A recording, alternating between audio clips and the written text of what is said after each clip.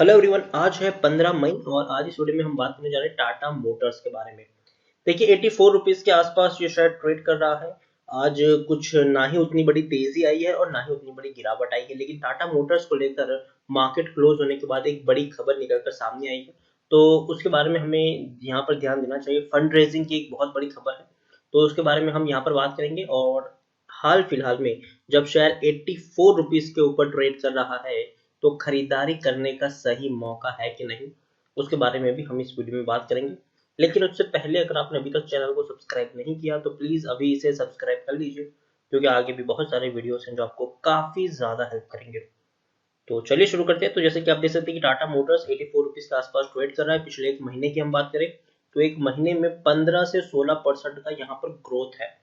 आप यहाँ पर देख सकते हैं कि 72 रुपीज के ऊपर शेयर था, एक रैली आई, 80 रुपए तक पहुंचा, गिरावट आई, 74 तक आया, फिर तेजी आई, 93 रुपीज तक पहुंचा, फिर गिरावट आई, 80 रुपीज तक आया, फिर तेजी आई, 87 पर आया, अभी वापस गिरावट है, 83 रुपीज के आसपास चल रहा है। पिछले एक साल की अगर हम बात करें तो सिचुएशन आपके सामने क्लियर है। 50% की भयंकर गिरावट है।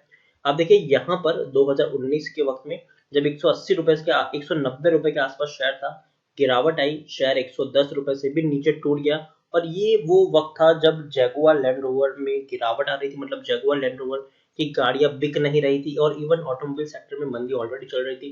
टाटा मोटर्स की भी बिक्री उतनी ज्यादा हो नहीं रही थी। लेकिन उसके बाद एक बहुत बड़ी रैली है। देखिए 110 रुपए से भी नीचे ये शेयर चला गया था, 107 रुपए तक चला गया था। लेकिन बाद में ऐसी रैली आई कि 3 साढ़े 3 महीने में वही 107 रुपए का शेयर 200 रुपए से भी ऊपर ट्रेड करने लग गया। उसका सिंपल रीजन था कि रिपोर्ट्स आना शुरू हो गई थी कि जैगुआर लैंड रोवर जो है वो प्रॉफिट कर रहा है। उनके जो नतीजे थे, उनके जो रिजल्ट्स थे वो धीरे धीरे अच्छे हो रहे थे और उन्हीं की वजह से शेयर में तेजी आना शुरू हुई। लेकिन उसके बाद आप जानते हैं, देखिए 15 जनवरी 2020 को 200 रुपए से भी ऊपर ये शेयर ट्रेड कर गया था। बाद में गिरावट आई क्योंकि कोरोना की आउटब्रेक की खबर आना शुरू हो गई, रिपोर्ट्स आना शुरू हुई कि चाइना में कोरोना बहुत ही बुरी तरीके से फैल रहा है और फैक्ट्रियां जो है उसको बंद किया जा रहा है। शेयर टूटना शुरू हुआ कि जैगुआर लैंड रोवर का एक सबसे बड़ा जो बिजनेस है वो यूरोपियन कंट्रीज और चाइना से होता है। तो चाइना में अगर ये इफेक्ट आया तो जैगुआर का जो बिजनेस है वो काफी बुरी तरीके से अफेक्ट होना शुरू हो गया। तो वहां से शेयर में गिरावट आई। उसके बाद और ज्यादा गिरावट आई जब ये शेयर यूरोपियन कंट्रीज में फैलना शुरू हुआ। और उसके बाद और ज्यादा गिरावट आई जब इंडिया में भी ये जो वायरस है वो बहुत ज्यादा फैलना शुरू हो गया और शेयर 65 रुपीज तक आ गया। खुद सोचिए, 200 रुपए का शेयर, 200 रुपए का शेयर 65 रुपए पर अवेलेबल हो गया। इतनी बड़ी गिरावट आई, लेकिन धीरे धीरे बाउंस बैक कर रहा है। शेयर 80 रुपए से भी ऊपर ट्रेड कर रहा है, क्योंकि रिपोर्ट्स आ रही है कि जो लॉकडाउन है वो धीरे धीरे खुल रहे हैं। अगर हम इंडिया की भी बात करें, चाइना की भी बात करें, यूरोपियन कंट्रीज की भी बात करें, तो धीरे धीरे जो प्लांट्स है इनके, चाहे टाटा मोटर्स के प्लांट हो या जगुआर के प्लांट्स हो, धीरे धीरे वो खुल रहे, प्रोडक्शन शुरू हो रहा है। लेकिन हाँ, एक बहुत ही मेजर कंसर्न यहाँ पर ये जरूर रहेगा कि प्रोडक्शन तो ये लोग शुरू कर देंगे, लेकिन बिक्रिया होगी कि नहीं वो सबसे बड़ा क्वेश्चन है। गाड़ियां बिकेगी कि नहीं वो सबसे बड़ा सवाल है, क्योंकि आप, हम सब खुद जानते हैं कि आप खुद सोचिए कि कोरोना की वजह से कितनी बड़ी समस्या पैदा हुई है, खास करके नौकरियों को लेकर और तो और छोटे बिजनेसेस को लेकर बहुत बड़ी ये समस्या है। तो रोज लोग क्या करेंगे, लोग अपनी रोजमर्रा की चीजों को पहले प्रेफरेंस देंगे, ना कि लोग गाड़ियां खरीदने जाएंगे। तो ये क्वेश्चन यहाँ पर जरूर है, लेकिन एक चीज की उम्मीद ये भी है कि जैसे ही सिचुएशन नॉर्मल हो जाएगी तो हो सकता है कि शेयर वापस से दौड़ना शुरू कर दे। अब यहाँ पर देखिए 25,900 करोड़ से भी ज्यादा का इसका मार्केट कैप है। लार्ज कैप स्टॉक है ये। एनएससी में अगर हम देखेंगे तो 3.25 करोड़ से भी ज्यादा का इसका वॉल्यूम ट्रेड हमें देखने को मिल रहा है। यहाँ पर हम अगर देखें तो शेयर होल्डिंग की बात करूंगा तो 42.39% की होल्डिंग प्रमोटर के पास है। और प्रमोटर ने होल्डिंग एटलीस्ट कांस्टेंट रखी है, ना गिराई है ना ज्यादा इंक्रीज की है। लेकिन हाँ, सितंबर से क्वार्टर से कंपेयर करेंगे तो इंक्रीज जरूर की है। एफआईएस ने होल्डिंग यहाँ पर गिराई है, म्यूचुअल फंड ने भी गिराई है, इंश्योरेंस कंपनी ने भी गिराई है, क्योंकि सबको पता है, जैसे कि मैंने आपको अभी एक्सप्लेन किया, कि सबको पता है कि लॉकडाउन की वजह से आर्थिक जो मंदी है वो आने वाली है। और अगर वो आती है तो सबसे बड़ा जो असर पड़ेगा वो होगा ऑटोमोबाइल सेक्टर। गाड़ियां खरीदने कोई नहीं निकलने वाला है। तो इसीलिए आप देखिए एफआईएस अपनी होल्डिंग धीरे धीरे कट डाउन कर रहे हैं। जो होल्डिंग उनके पास पहले 18.32% थी वो 16.84% की है। म्यूचुअल फंड के पास जो पहले 7.29% की होल्डिंग थी अब वो 6.14% की होल्डिंग है।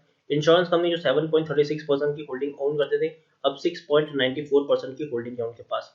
नॉन इंस्टीट्यूशनल इन्वेस्टर के पास 27.19% की होल्डिंग देखने को मिल रही है।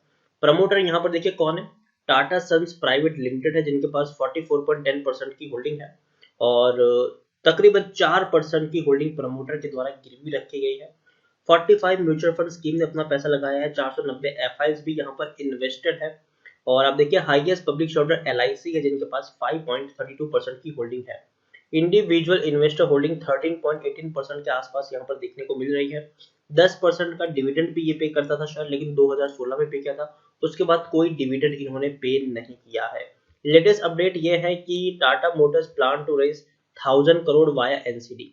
तो देखिए 1000 करोड़ रुपए का फंड रेज करने का प्लान है टाटा मोटर्स का। न्यूज आप देखिए तो Tata Motors on Friday said, मतलब आज ही की ये न्यूज है, it's planning to raise 1000 crore through insurance of security the companies. तो देखिए ऑफर करने वाले ये एनसीडी ऑफर करेंगे और 1000 करोड़ का फंड रेज करेंगे। तो काफी अच्छी खबर है, पॉजिटिव खबर है। लिक्विडिटी की जो प्रॉब्लम है वो शायद यहाँ पर सॉल्व हो सकती है, क्योंकि देखिए किसी भी कंपनी को चलाने के लिए जरूरी होता है पैसा।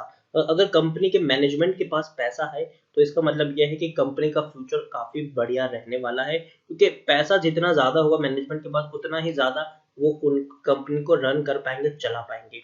अगर टाटा मोटर्स की यहाँ पर अगर मैं बात करूँ तो आप देखिए कि जो टेक्निकल रेटिंग है वो न्यूट्रल दिखाई दे रही है। अगर हम यहाँ पर और बात करें तो according to money control user 92% लोग खरीदने की सलाह दे रहे हैं। According to money control user 92% लोग खरीदने की सलाह दे रहे हैं, 3% लोग बेचने की सलाह दे रहे हैं, 5% लोग होल्ड करने की सलाह दे रहे हैं। मतलब ऑलमोस्ट 97% लोगों का कहना है कि टाटा मोटर्स बढ़िया स्टॉक है आने वाले लॉन्ग टर्म्स के लिए।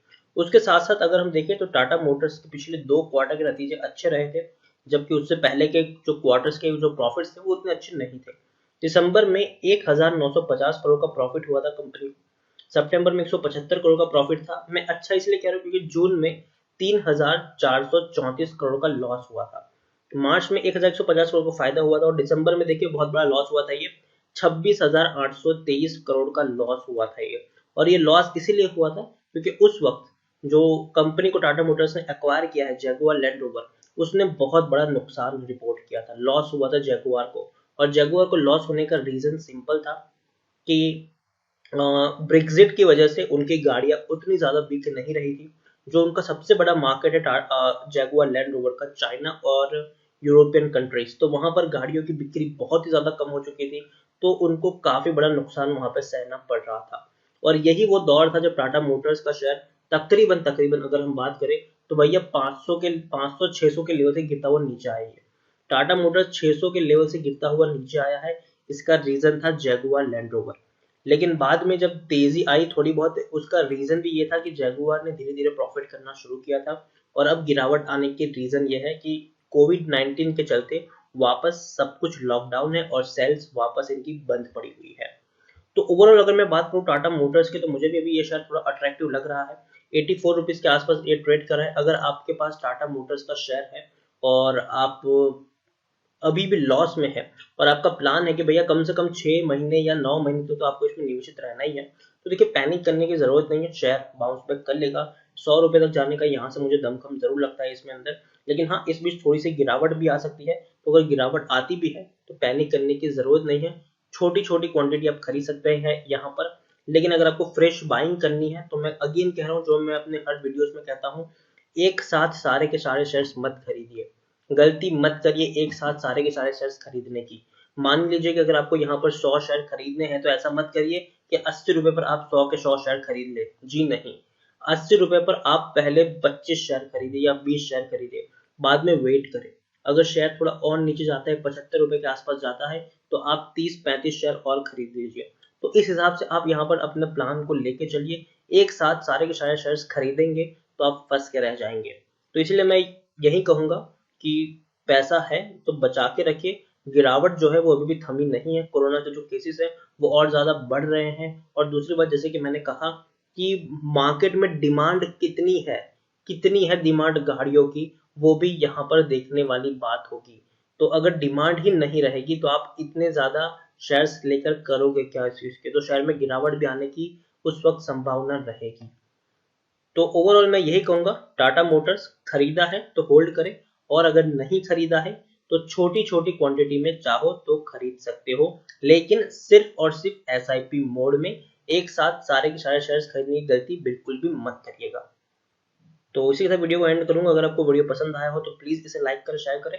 चैनल पर पहली बार आए तो प्लीज सब्सक्राइब करो। टाटा मोटर्स के बारे में आप क्या सोचते हैं वो भी आप मुझे कमेंट में लिखकर बता सकते हैं। Thank you.